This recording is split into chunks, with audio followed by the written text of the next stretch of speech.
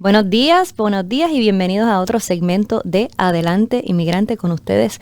Como siempre, su servidora Laura de Paz Cabrera, soy abogada de inmigración, socia principal del bufete George y Cabrera, especializándonos exclusivamente en casos de trámites migratorios con relación a migración de los Estados Unidos. Estamos ubicados en la ciudad de Gainesville, Florida, pero atendemos casos, no importa dónde esté ubicado, con casos relacionados con trámites migratorios aquí.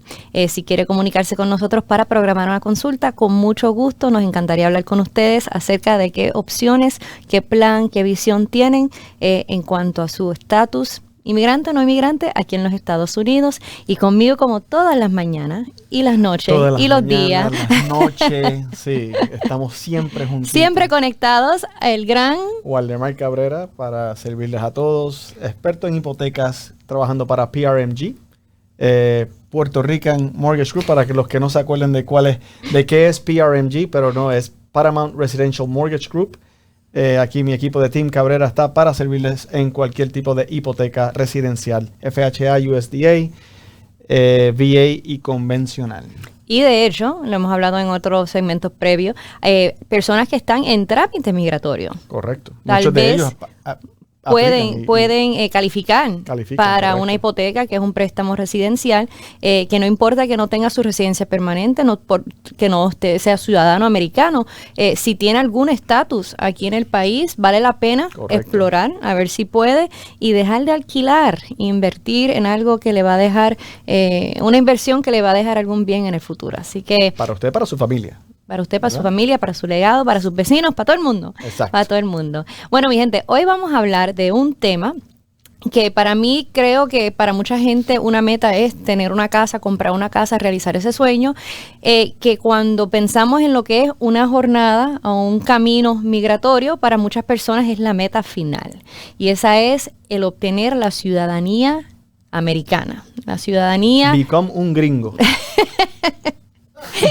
Básicamente. Mira, mucha gente son ciudadanos y no son gringos. O sea, eso es una identidad versus un estatus, ¿no? Sí, porque yo soy puertorriqueño, ciudadano americano desde nacer, pero soy puertorriqueño. Bueno, no y gringo. Tú me dices a mí que yo soy gringa porque nací y me crié en los Estados Unidos, pero técnicamente tú también naciste y te criaste en los Estados Unidos. No. Sí, Puerto Rico es parte de los... Rico. Con pasaporte americano. Sí, no importa. Soy puertorriqueño. Pero bueno. Con pasaporte americano. Ajá. Así que igual de gringo eres tú, señor. Y no lo decimos de manera despectiva. Vamos a estar claros. Gringa y orgullosa, puertorriqueña y orgullosa, mujer y orgullosa, madre y orgullosa, esposa y orgullosa la gran mayoría del tiempo, no siempre. Lo que somos, lo somos con orgullo, porque la vida es muy corta para estar abochornados o pensando que uno es menos porque algún título o una identidad. Pero de todos... Te pusiste verde hoy y mira, tienes el así haciéndote... Ah, está brillando, sí, está exactamente. brillando. Está glowing. Estoy glowing. Está glowing. Vamos a hablar de lo que es el obtener la ciudadanía para personas, donde se implica que no nacieron como ciudadanos. Entonces, es un proceso, lo cual dije, es la gran meta final para muchas personas. Curiosamente, hay personas que no necesariamente desean obtener la ciudadanía y hay razones por las cuales las personas tal vez no quieran tomar ese paso final, pero para muchas personas sí la es. Y hoy vamos a hablar un poco acerca de algunos de los requisitos básicos para una persona poder obtener y calificar para solicitar una ciudadanía. Como siempre decimos en este programa, hablamos acerca de temas legales, procesos legales, elegibilidad, qué requisitos, cómo se hace.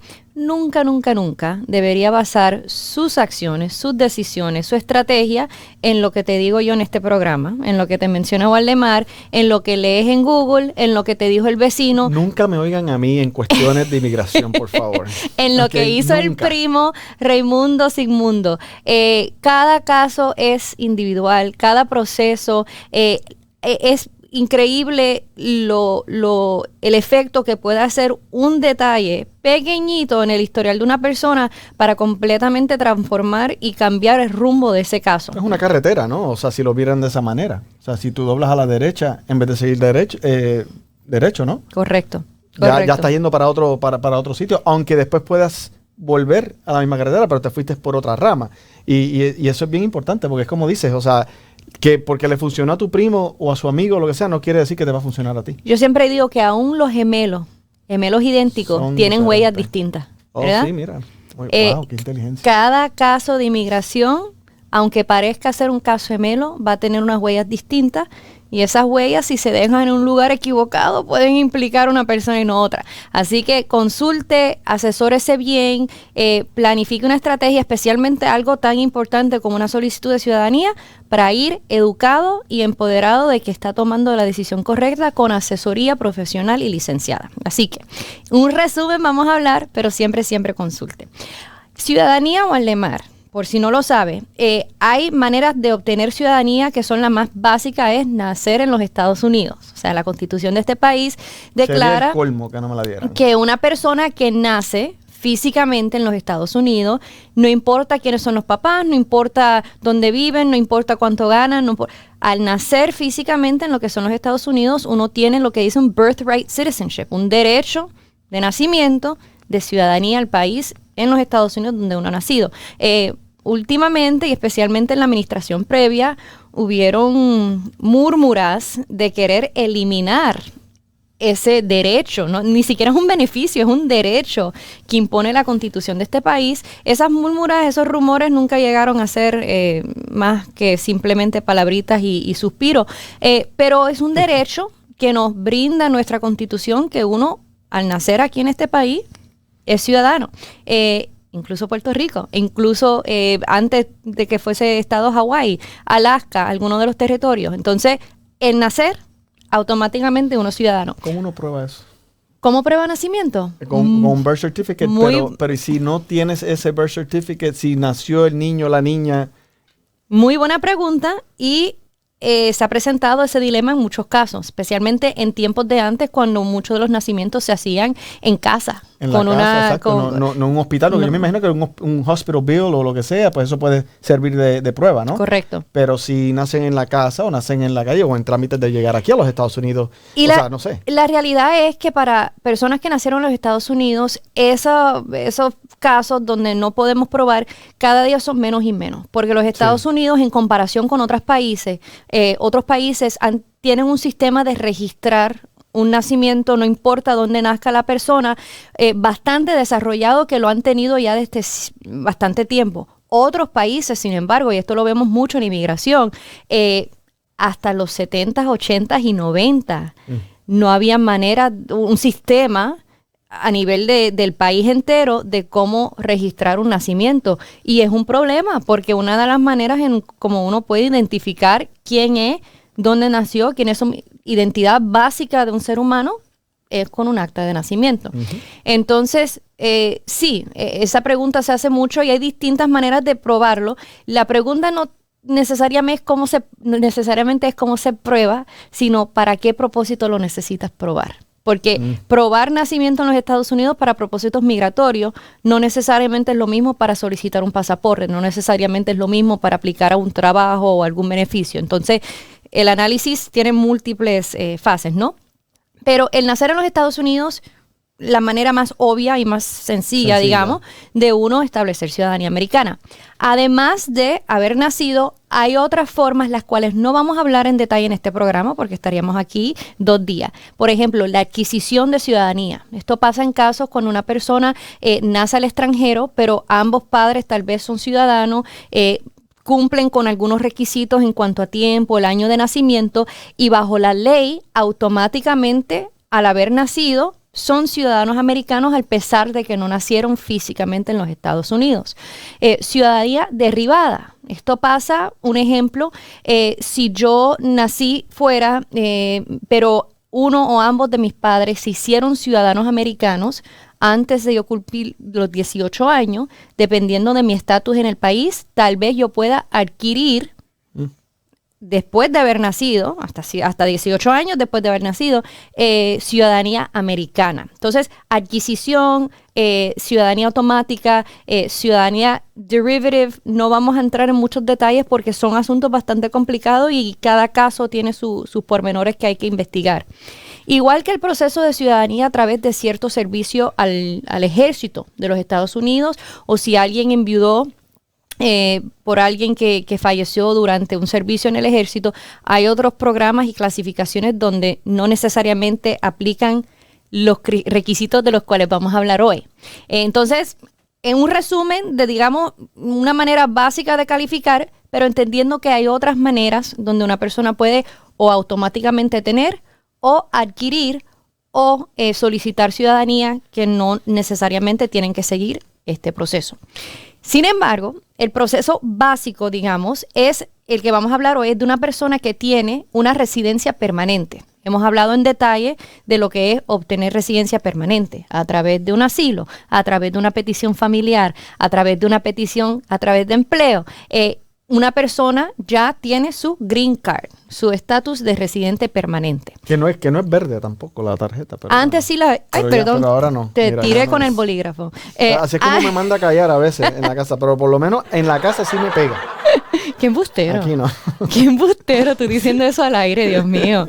Diles que eso es para una... poderlo usar como prueba en algún momento. Dígale al público que es una mentira, Es que no una vayan a empezar mentira, aquí, es una que yo mentira y me estoy está aquí. pellizcando, mira. No te estoy pellizcándome tú a mí.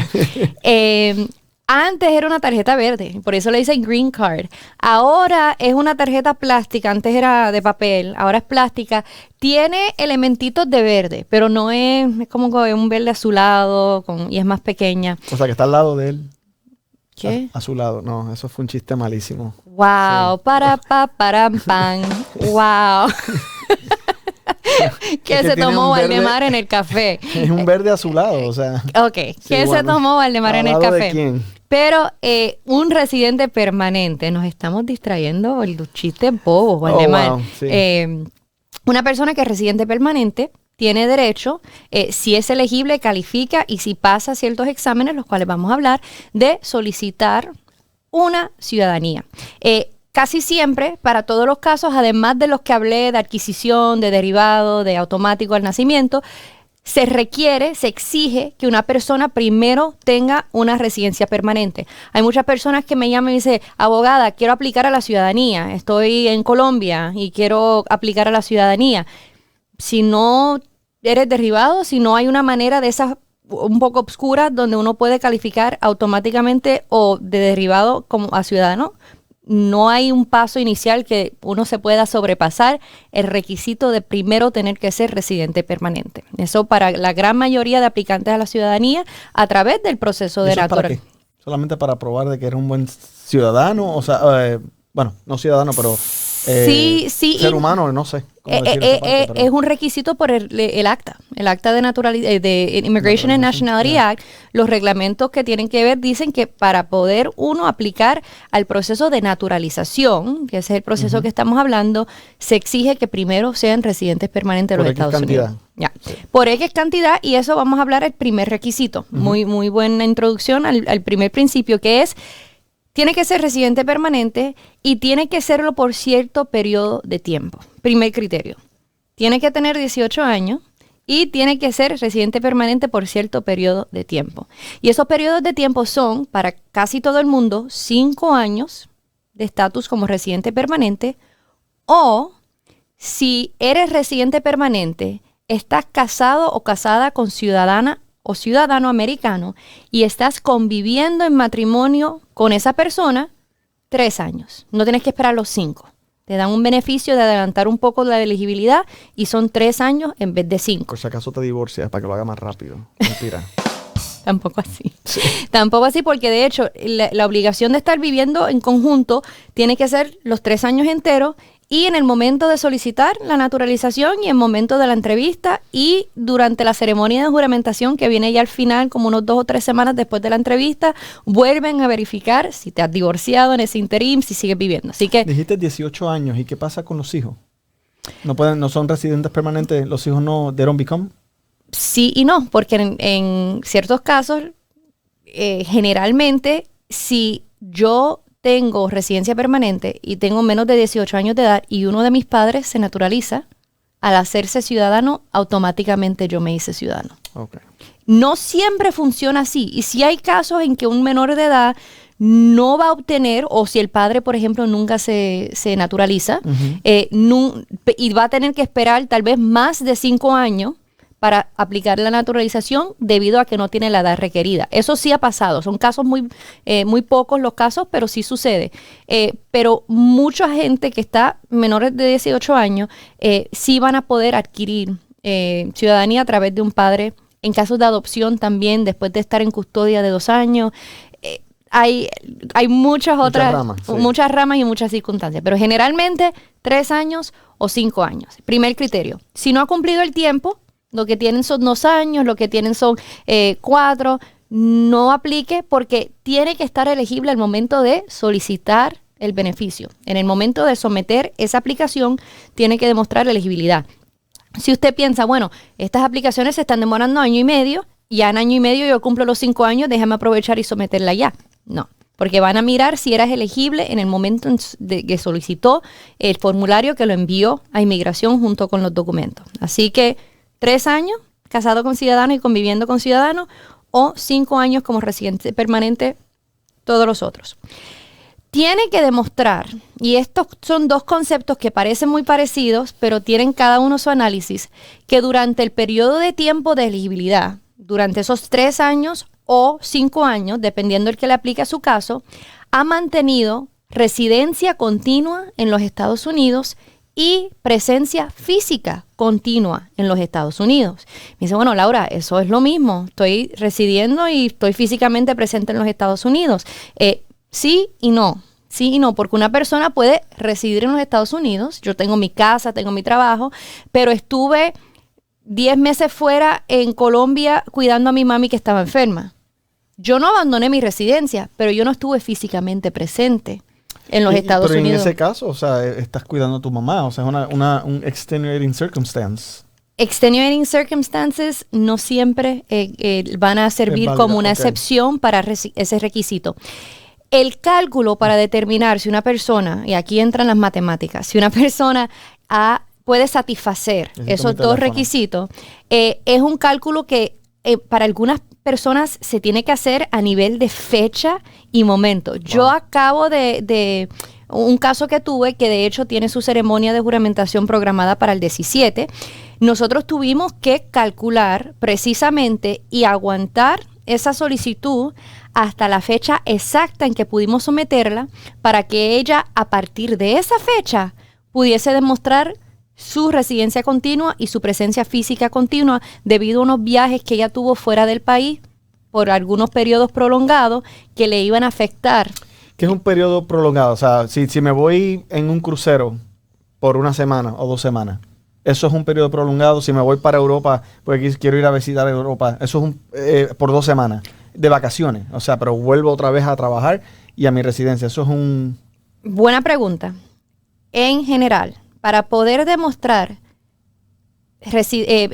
presencia física continua, uno tiene que demostrar que en el periodo de tiempo que se les requiere, esos 3 o 5 años, usted estuvo más de mitad de ese periodo de tiempo físicamente en los Estados Unidos. Espérate. Oh.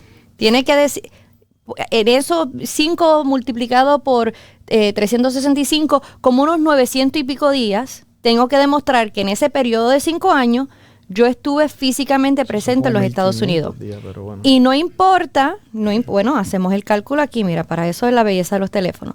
365 multiplicado por 5, estamos hablando 1800. De 1800, pero es mitad, 913, ¿ok? Siempre gano. 913, siempre gano, yo sé matemática de vez en cuando. Entonces, no importa que fue todo de un cantazo, no tiene que ser 913 días corridos, pero en ese periodo de tiempo, en total, por lo menos 913 yo tengo que haber estado físicamente presente en los Estados Unidos. Residencia continua, la análisis es un poco distinto. Para se presume, o sea, es regla general, para una persona que tiene residencia permanente, y esto se escucha mucho, sal del país, visita a tu familia, vete en el crucero, que ni un viaje te dure más de 6 meses. O sea, que ni un viaje te dure más de 6 meses fuera del país. ¿Por qué? Porque al pasar 6 meses de ausencia, existe una presunción, se presume que uno ha abandonado su residencia. la fuerza de ese presumption, la fuerza de la cual se puede presumir, no es tanto, digamos, a 6 meses y 1 día, 6 meses y 2 días, pero sí, volviendo a entrar con esa residencia, te tienen que readmitir. O sea, y cualquier problema o asunto que has tenido, pueden volver a hacer un análisis a ver si eres admisible después de esa fecha. Sin embargo, un viaje que dura más de 1 año automáticamente rompe la residencia continua. No hay manera de no hay manera de superar that presumption, ¿ok? Entonces, 6 meses, si puedo argumentar que mi mamá estaba enferma, yo no abandoné mi trabajo, tuve un leave of absence, mantuve una casa, mantuve una cuenta bancaria, pagué mis impuestos, mi esposo estaba acá, mis hijos estaban acá, yo no abandoné a pesar de que yo estaba 8 meses fuera. Tal vez yo puedo argumentar convincentemente que no abandoné mi residencia. Con pruebas y todas esas cosas, me imagino. Exacto, y requieren pruebas. Claro. Si es más de 1 año, no hay manera. Voy a tener que esperar que esos 5 años, el periodo de elegibilidad, vuelva a tenerlo entero antes de volver a aplicar. Las reglas, y esto me tomó un poco procesarlo, pero básicamente si yo rompo mi residencia continua por un periodo de 1 año más, yo tengo que esperar 4 años y 1 día desde la fecha en que yo regreso para aplicar a mi ciudadanía. 4 años y 1 día, ¿por qué? Porque 4 años y 1 día, ya el periodo de tiempo continuo son 364 días, no es roto. Durante esa ventanilla de 5 años no es roto. Entonces, muy importante, si uno está planificando en algún futuro, aplicar al proceso de naturalización y se pasa viajando, no asustarlo de que no puede ir a visitar a su familia, no puede tomarse un crucero, no puede, pero por más viajes que tenga de más duración, ten cuidado que no vaya a sacarlo de la elegibilidad por tiempo fuera. ¿Y si es por cuestión de trabajo? Si ese es tu trabajo. Buena pregunta. Hay una de las únicas maneras en que uno puede preservar la residencia continua estando fuera más de 1 año es con un formulario, el número no me acuerdo, que se tiene que aplicar antes de salir y tiene que estar aprobado. Y ese formulario es válido para personas que están fuera debido a ciertos empleadores americanos que le exigen estar fuera. Okay. Entonces, el empleador, en conjunto con el solicitante, tiene que aplicar a ese permiso especial, que lo aprueben por un tiempo fijo, y eso va a preservar la habilidad de que de un tiempo prolongado, debido a que es a través de un empleador americano. Algo muy importante, y esto yo lo he visto mucho en mi práctica, en mis consultas. Para las residentes permanentes existe algo que se llama un permiso de reentrada. Digamos que yo soy residente permanente, pero mi mamá se ha enfermado. Yo no sé cuánto tiempo yo voy a tener que estar allá con ella. Puede que sea 5 meses, puede que sea 1 año y medio. Lo último que yo quiero hacer es preocuparme de que, se me va el tiempo y tengo que regresar a mi residencia. En casos así existe un permiso de reentrada que yo puedo solicitar antes de irme, y ese permiso de reentrada me preserva mi residencia por un periodo de hasta 2 años de ausencia. O sea, yo puedo irme, estar hasta 2 años fuera, y cuando yo vuelva a presentarme a la frontera, allá no me puede decir, oh no, usted abandonó su residencia, porque yo presento este permiso de reentrada que me preservó mi residencia. El tener un permiso de reentrada no le preserva lo que tiene que calificar para residencia continua y presencia física continua. Le preserva la residencia, o sea, el gobierno no puede decir que abandonó su residencia, pero no le compra tiempos o días físicamente presente en los Estados Unidos para poder calificar para la ciudadanía. Y es un malentendido que tiene mucha gente, porque no, yo soy elegible, sí, yo estuve 1 año y medio fuera, pero yo tenía mi permiso de reentrada. Tiene aún su residencia y no la abandonó y no pudieron acusarla de haberla abandonado, pero no califica por tiempo y por presencia a la ciudadanía en estos Siempre momentos. Y es importante saberlo porque mucha gente, si la meta es hacerse uno ciudadano, porque vamos a estar claros, uno como ciudadano, yo me puedo mudar a Fiji y vivir el resto de mi vida en Fiji y no me quitan mi ciudadanía. No es que yo tengo que estar cierto periodo de tiempo en los Estados Unidos como ciudadana. Así que para algunas personas... Y creo que podemos hacer este show desde allá si es algo que estás planeando. Juega la lotería, sí. Mira a ver. Bueno. Mira a ver y después nos vamos. Yo hablo con la producción. Sí, llevamos a producción y todo. Y a sus hijas y a su esposo un crew. Pero es algo importante saber porque para muchas personas, si supiesen, y me han dicho esto, ay, abogada, si yo hubiese sabido eso, tan cerca que yo estaba a poder solicitar la ciudadanía, yo hubiese esperado y después me iba y estaba mi tiempo. Qué fallo que no pude. Es muy importante saberlo porque el preservar la residencia para que no la abandone no es lo mismo que preservar lo que tiene que demostrar. Yo lo que he aprendido en este show, si es algo que he aprendido yo, es que si usted no pregunta y asume y se hace un error, le cuesta mucho tiempo. El asumir es la madre de los desastres. Sí, no asuma especialmente con inmigración. Con inmigración. Y sí, o sea, uno tiene que... Si la meta es ciudadanía, el día en que obtenga su residencia, ya él planificando para ver qué va a tener que hacer. No diga, bueno, espero los 5 años y después aplico, porque 1000 cosas que hiciste durante esos 5 años te pueden descalificar o pueden causar más tiempo, más demora, y que no. Otra cosa que les invito a pensar cuando uno va a aplicar a la ciudadanía. Si uno tiene ya su ciudadanía de su país de origen, y especialmente en casos de personas que vienen con doble ciudadanía. Tengo una ciudadanía venezolana e italiana. Tengo una ciudadanía británica y de la India. Tengo una ciudadanía de 2 países y quiero aplicar a la ciudadanía americana. Hay que investigar. Los Estados Unidos, el gobierno de los Estados Unidos, por lo general, no prohíbe doble ciudadanía. Usted puede, si califica, aplicar una ciudadanía americana, tenerla en conjunto con una ciudadanía británica, colombiana, de Perú. Lo permiten. El país de origen o los países que tienen otra ciudadanía tal vez no lo permitan. Alemania, por ejemplo, Alemania es muy, muy estricto en que ellos no permiten, o sea, si uno solicita otra ciudadanía ajena, uno pierde su ciudadanía alemana. No importa, tiene que uno hacer un proceso adicional. En caso de triple ciudadanía, normalmente no se permiten tener 3. Uno tiene que abandonar una. Entonces, esas son otras preguntas que uno tiene que, no necesariamente con abogado de inmigración aquí en los Estados Unidos, pero en su país de origen, determinar si yo me hago ciudadana americana, yo voy a poder mantener mi ciudadanía italiana, voy a poder mantener mi ciudadanía de Uruguay. Hacer esa investigación para no tener un mal rato después con su pasaporte americano y no pudiendo utilizar el otro. Entonces, tiempo, tiene que calificar por tiempo, 3 o 5 años, tiene que demostrar residencia y presencia física continua por los periodos de tiempo. No puede tener ciertos expedientes o antecedentes penales, ¿ok? Uno dice, bueno, yo no... Y de eso también habíamos hablado ya en otros shows, o sea, que speeding tickets no importaban mucho, pero... Correcto, no mucho. Correcto.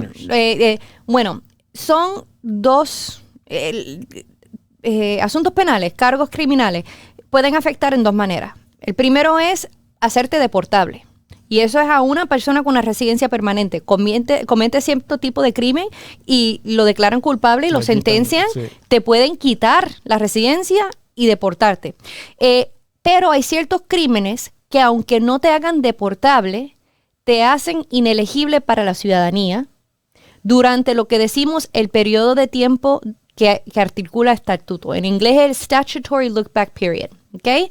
Hablamos ahorita de 3 y 5 años. Si yo cometo un crimen, durante esos 5 o 3 años, yo tengo una prohibición condicional de obtener una ciudadanía. ¿Por qué? Porque cometí un crimen, aunque no es un crimen que me descalifique por completo, el hecho de que lo cometí o que me sentenciaron o que ese crimen estuvo en corte durante este periodo de tiempo, yo voy a tener que esperar tener ese periodo de elegibilidad completamente limpio antes de poder solicitar ciudadanía. E incluso si yo me arrestaron por un DUI y en el DUI yo me declaré, no contesté los cargos, no contest, me sentenciaron a probatoria y a pagar unas multas y después de 6 meses me quitaron la probatoria y ya cumplí con toda mi sentencia. Eso es fácil pensar que, bueno, ese DUI yo lo cometí en el 2015, ya estamos en el 2021, han pasado los 5 años, yo soy elegible. Pero mi probatoria, yo no la terminé hasta el 2020, digamos, para poner una fecha. La fecha que yo tengo que empezar el cálculo de tiempo no es 2015 donde cometí el crimen, es cuando se resolvió el asunto, que fue cuando yo terminé lo último que me se exigía, que fue en el 2020 la probatoria. Tengo que estar completamente limpio durante esa ventanilla de tiempo. Ahora, el que una persona no tenga delitos, no tenga nada que tiene que ver con nada criminal en ese periodo de tiempo, aún así, el oficial de inmigración tiene la habilidad de mirar más allá, porque uno de los elementos de la naturalización es la discreción. Entonces, hay casos famosos donde una persona, bueno, solicité mi ciudadanía y en estos 5 años yo he sido un santo, un angelito. Yo voy a la iglesia todos los domingos. Yo ni he matado ni una hormiga. Pero en los 10 años anterior, como residente permanente, tiene un récord de este porte, de DUIs, de estafa, Pero la pregunta, ¿cuál es la pregunta que te hacen? O sea, en los últimos 5 años has tenido delito, y si uno dice no he tenido ninguno. Oh, no, pero tú tienes que presentar todo tu historial criminal. Ajá. El que automáticamente te descalifique es si cae en esos 5 o 3 años. Okay. El que te haga automáticamente inelegible, que siquiera ni apliques. Pero por discreción puede considerar todo tu historial. Entonces, aunque automáticamente no te descalifique, no significa que en totalidad tu historial no va a resultar una negación, porque no puedes probar otro Pero requisito. entonces, si la pregunta es si en los últimos 5 años usted ha tenido algún delito, no, pero en el año número 8 sí tuve. No, o sea, porque la pregunta, no, la pregunta no es si en los últimos 5 años. Ellos miran a los últimos 5 años para determinar si automáticamente te la niegan, pero tú tienes que declarar todos. En una aplicación a ciudadanía, mi gente, uno tiene que declarar todo ticket de velocidad, me comí un pare, no tenía una luz en el carro y me pararon. Toda citación, todo cargo criminal que tuve, aunque fue una sentencia suspendida, aunque después de yo hacer unos términos de probatoria y pagar unas multas, me anularon el caso, it was dismissed. ¿Te imaginas el folder que yo tuviese que poner por todos los tickets que a mí me han dado? Yep. Y para ciertas personas que demuestran a través de sus antecedentes un historial de conducta Yo no era que iba muy rápido, la gente iba muy lento. Pero, en resumen, el que tengas los últimos 3 o 5 años limpios solo no te va a salvar de una negación. Hay que analizar en totalidad todos los asuntos criminales que ha tenido, y en caso de personas, y esto pasa aún con casos de... Yo tengo un cliente que tuvo un DUI en el 86, lo único que tuvo. Aún así tenemos que ir muy, muy, muy bien preparado para demostrar que uno se ha rehabilitado. Que mira, yo cometí un error en 1986 como cometen muchas personas, pero mira, desde ese entonces aquí tengo cartas de apoyo de mi vecino, de mis colegas, de los miembros de la iglesia, de los papás de los amigos de mis hijos, de todo el mundo diciendo lo fantástico y lo ejemplar que yo soy. Aquí tengo cartas de mi empleador. Aquí tengo certificado de mi membresía en mi iglesia, en esta organización de servicio a la comunidad. Aquí tengo un reconocimiento que me dieron por horas de servicio. He recuperado, porque asuntos penales pueden afectar aunque no caigan en ese periodo. Wow. ¿Por qué? Porque, y es uno de los últimos requisitos de los cuales vamos a hablar, uno tiene también, para poder aplicar una ciudadanía, demostrar buen carácter moral. ¿Okay? Buen carácter moral es un concepto bastante abstracto, digamos, pero que es una buena persona. Buena persona, voy a ser buen ciudadano, soy honesta, participo, no, nadie puede venir a decir que yo les estafé o que yo soy feo y que me paso haciendo barbaridades. Tengo buen carácter moral. ¿Tú eres qué? Feo. Fea. No. Oye, me pueden decir feo también. Nunca. Y el buen carácter moral se demuestra y se evalúa en cosas que uno no necesariamente consideraría buen carácter moral. Por ejemplo, una persona que no ha pagado los impuestos al IRS, es un pillo, que tiene que pagar, no puede demostrar buen carácter moral. Si tú le debes plata al IRS y si no estás en un plan de pago, Si estás en un plan de pago y demuestras el plan de pago, puedes sobrepasar la presunción de que no tienes buen carácter moral. Pero una persona que debe impuestos y no los ha pagado, no puede establecer, le van a negar la aplicación. Una persona que en un divorcio, digamos, en esa orden de divorcio, usted quedó responsable por pagar una pensión alimentaria a sus hijos. Alimenticia a sus hijos. Y no la ha pagado. Child support. Outstanding child support. Puede ser la base para negarle una aplicación a la ciudadanía porque no puede demostrar buen carácter moral. Entonces, no es, bueno, cumplir los 3 o 5 años, cumplir con residencia y presencia física continua, no tengo delitos en los últimos 5 o 3 años, pero soy una persona horrible. Cuidado, porque puede que le nieguen la aplicación. Uno tiene que demostrar no buen carácter moral. físicamente, sino horrible de personalidad. De personalidad, una persona no es una buena persona. Una persona que no tiene buen carácter moral. Que no le pague el child support o que no pague taxes. Que no pague sus impuestos. Sí, claro, correcto. Así que en general, esos son lo que yo diría los requisitos básicos que aplican a toda persona que quiere solicitar la ciudadanía. En la aplicación a la ciudadanía hay una serie de preguntas de si alguna vez usted have you ever. Esos have you evers también hay que revisarla y generalmente, como muchas solicitudes de inmigración para beneficios, las preguntas son generalmente: ¿algún día ha sido terrorista, comunista, asesino, ha traficado drogas, ha participado en robos? Y la gran mayoría de personas dicen no. Si usted leyendo esas preguntas puede contestar verdaderamente sí. Atención, no significa que no sea elegible, pero tiene que estar preparado para proveer cuanta información disponible hay acerca de ese sí, dar una explicación, tal vez una declaración jurada y muchos pasos más. Y especialmente si hay un récord. Oh, sí. Digan que sí. Mi si gente. no hay récord de algo, pues uno, como quiera, trate de ser honesto, obviamente, pero si hay un récord especialmente, chances are that it will be found. Hace poco vi una negación de una aplicación a la ciudadanía que un colega, creo que era en Colorado, compartió. Este señor llevaba residente 20 y pico de años, aplicó a su ciudadanía y la razón por la cual le negaron fue porque cuando él se hizo residente, parte de su residencia fue la declaración de apoyo financiero, la que hablamos de la semana pasada. Y su hija, que fue la peticionaria, le sometió la declaración de apoyo financiero diciendo que no iba a ser una carga pública.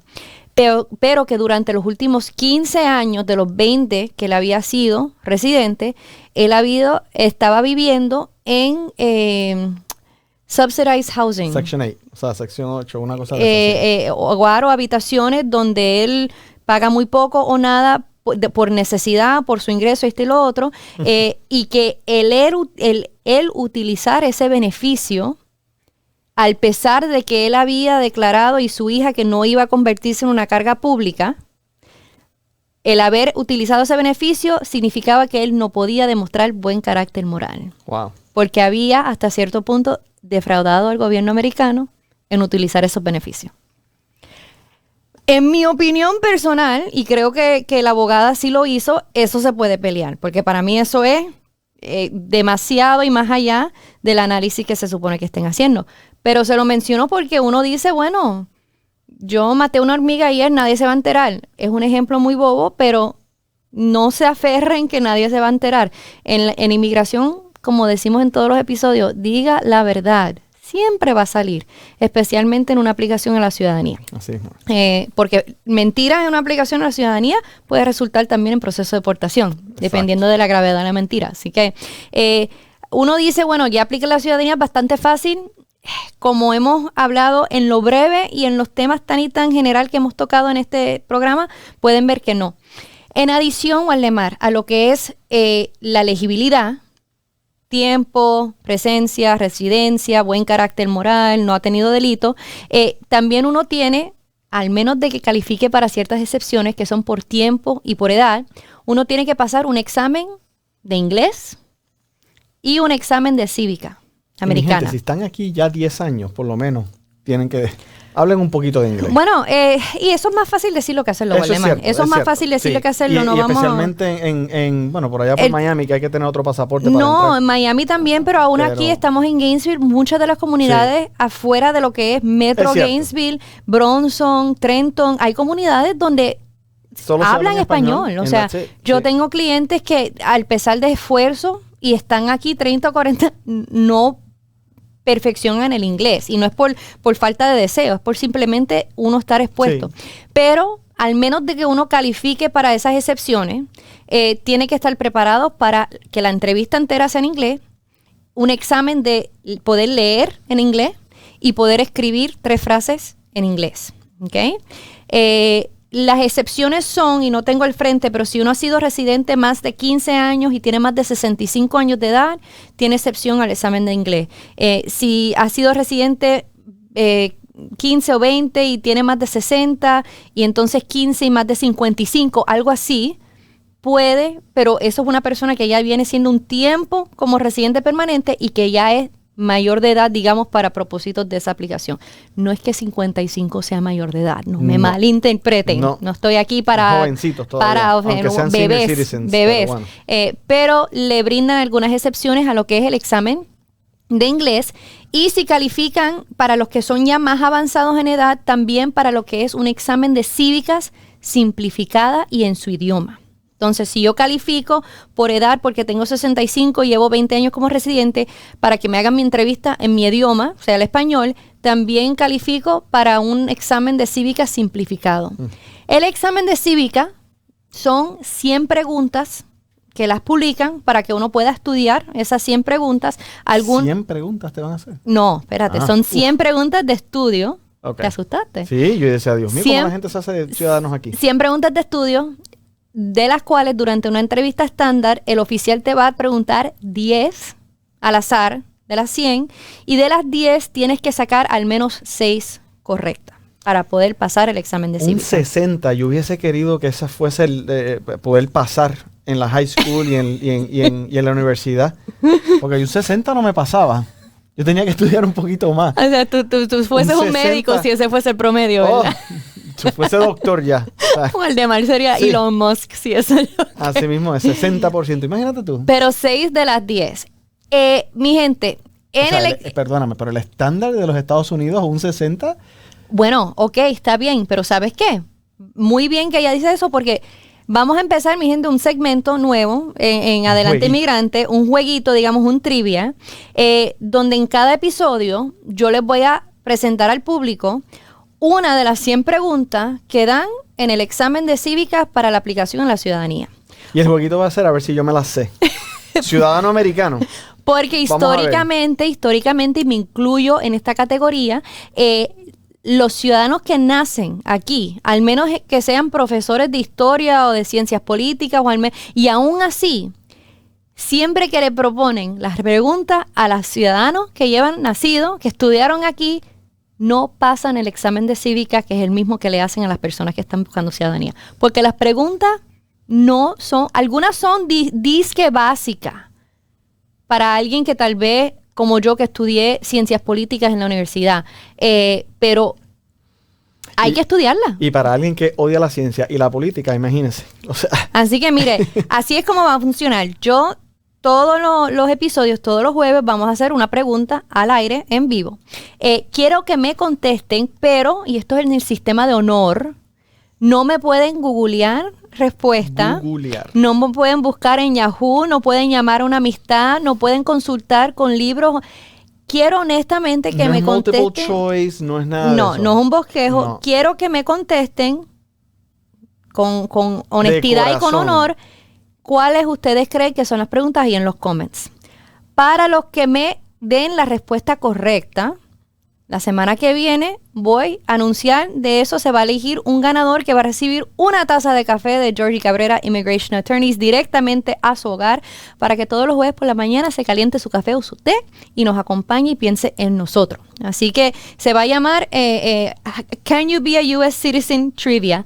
Y como el examen es en inglés, les voy a hacer la pregunta en inglés y me tienen que contestar. En inglés. En inglés, para ver quién se sabe. Entonces, How you feel traffic. La primera pregunta, empezando el serie de American Citizenship Trivia, es la siguiente. How many amendments does the U.S. Constitution have? Repito. How many amendments does the U.S. Constitution have? Sin buscar, sin googlear, sin preguntar, sin telefonear. De aquí solamente. Creo que acaban de ver mi cara, ¿no? De aquí solamente. Contéstenme en los comments si nos están viendo en vivo, si nos están viendo hasta el jueves que viene siendo el 18 de noviembre.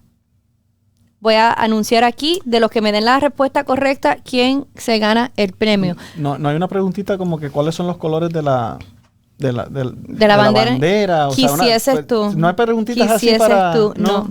Fíjate. No.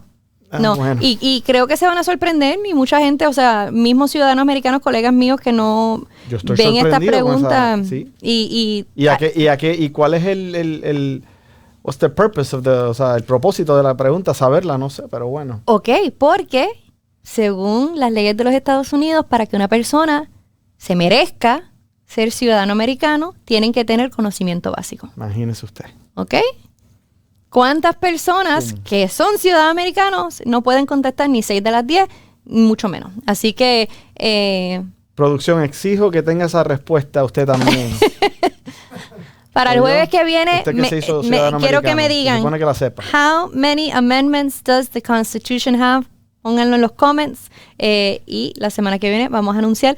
Waldemar, no me googleé, pero la semana que viene también te voy a preguntar a ti al comienzo del episodio para ver si me tiras la respuesta correcta. ¿Tú sabes cómo Do not cheat. ¿Usted sabe cómo Do not cheat. Esto no es high school. Esto no es high school. No busques la respuesta. Dios. No chitees, por favor. No cheat. Esa es la palabra del día. La palabra del día, chitear. No trampa, tenemos que dar el ejemplo. Sí. Así que, mi gente, como dije, esto es un resumen breve de la criteria en general para lo que es una aplicación al proceso de ciudadanía a través de naturalización. Como han podido ver, no es tan fácil como decir sí y sí, vamos para encima. No es barato, o sea, el gobierno te cobra $725 la aplicación, recibirla y procesarla para aplicar ciudadanía. No malgaste ese dinero no sabiendo si califica o no califica y no apreciando qué riesgos hay y qué documentación debería tener para darle la mejor oportunidad a esa aplicación salir adelante. Yo tuve un caso que hace 4 meses, por fin, su juramentación, ya es ciudadano americano, pero antes de venir a mi oficina, él había aplicado él solo 2 veces. Había gastado casi $2,000 en aplicaciones que le negaron por errores que uno dice, bueno, se supone que él sepa. No, el proceso no es tan sencillo como que la gran mayoría de personas va a saber, y es algo demasiado importante para uno irse al garete, como decimos en Puerto Rico. Así que bueno, espero que hayas aprendido algo. Espero que de aquí al jueves que viene me puedas decir how many amendments there are. El jueves que viene no es Thanksgiving. The US Constitution. No vamos a skipear y no es Thanksgiving. Falta más para el Día del Pavo. Okay. Hasta ese entonces, déjenos saber si les interesó este contenido. Estoy si quieren empezando a sentir... escuchar más. Se está enferma. Ay, mira, estoy enfermando. Así tú eras en la escuela, ¿verdad? Sí. Ay, Dios mío. Doña Mildred, si nos está viendo... Pobrecita, sí sufrió. Pobrecita Doña Mildred, sí criándote sufrió. a ti.